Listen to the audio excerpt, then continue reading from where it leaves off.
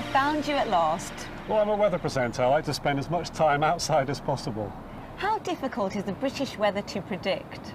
Well, Britain is affected by lots of weather systems. They come at us from lots of different directions. And Britain's surrounded by sea. It's an island, and the sea affects those weather systems too. Does the weather vary across the UK?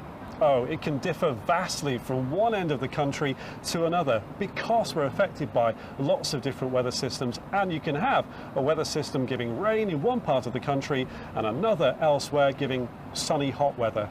Why do you think British people are so interested in the weather? Well, it gives us something to talk about. You know, lots of different weather all the time, never the same from one day to the next. So if you run out of conversation, you can always talk about the weather. Well, after a few quite exciting days of weather, today's been a bit nondescript. The BBC has forecast the weather on TV for 75 years, and during this time a lot has changed. The graphics have changed too. There aren't any magnetic clouds or stick-on suns. Weather balloons, supercomputers and information on global weather patterns have made forecasting complicated, but more reliable.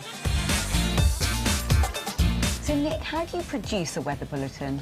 Well, I get the weather forecast, and then my job is to translate that into what you see on television, a weather bulletin. And we do that with graphics, different graphics every day. So what I do is choose what graphics we need to suit the particular weather story from one day to the next.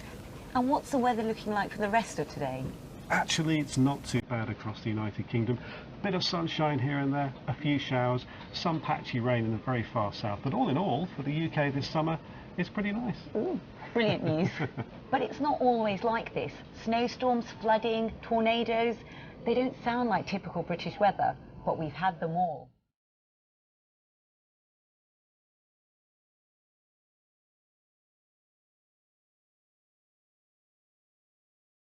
Extreme weather is unusual in Britain, so we struggle when it happens. We're used to our mild climate, so it's a shock when the weather turns really nasty.